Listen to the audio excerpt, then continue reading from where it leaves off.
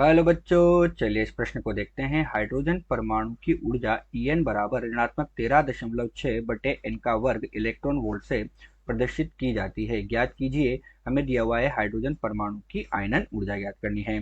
तो बच्चों, प्रश्न में हमें क्या दिया गया है कि हाइड्रोजन परमाणु की ऊर्जा का मान हमें दे दिया गया है और हमसे क्या कहा गया है कि हमें हाइड्रोजन परमाणु जो है उसकी आयनन ऊर्जा का मान ज्ञात करना है। तो चलिए बच्चों, सर्वप्रथम हम देखते हैं मुख्य अवधारणा।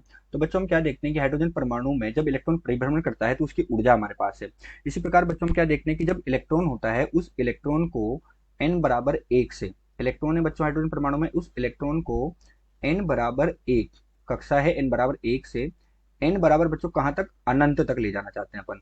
n बराबर एक से n बराबर एक से n बराबर अनंत तक ले जाने में, अर्थात हम क्या कर रहे हैं कि इलेक्ट्रॉन को हम क्या कर रहे हैं, परमाणु से बाहर ले जा रहे हैं। तो अर्थात इलेक्ट्रॉन को परमाणु से बाहर ले जाने में, इलेक्ट्रॉन को इलेक्ट्रॉन को परमाणु से बाहर ले जाने में, बाहर ले जाने में लगी ऊर्जा क्या होती है बच्चों, हमारे पास आयनन ऊर्जा होती है।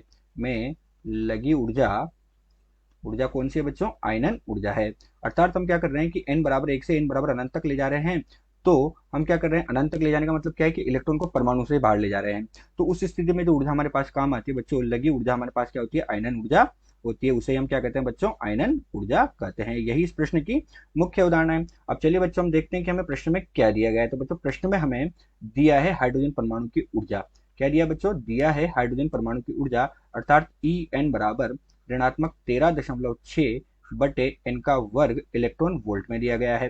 तथा साथ ही बच्चों, हमारे पास अब संक्रमण कहां से कहां तक हो रहा है, एन बराबर एक से एन बराबर अनंत तक हो रहा है। तो चलिए बच्चों, अब हम प्रश्न को हल करते हैं।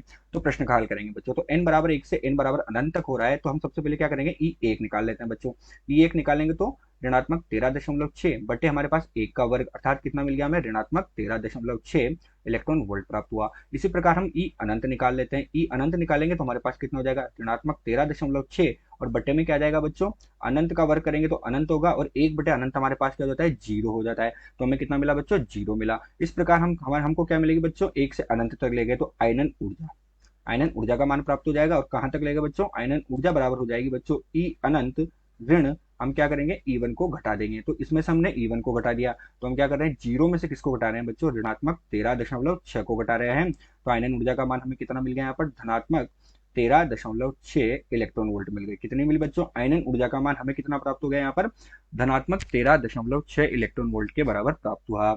आशा करते हैं दिया हुआ प्रश्न आपको समझ आया होगा। धन्यवाद।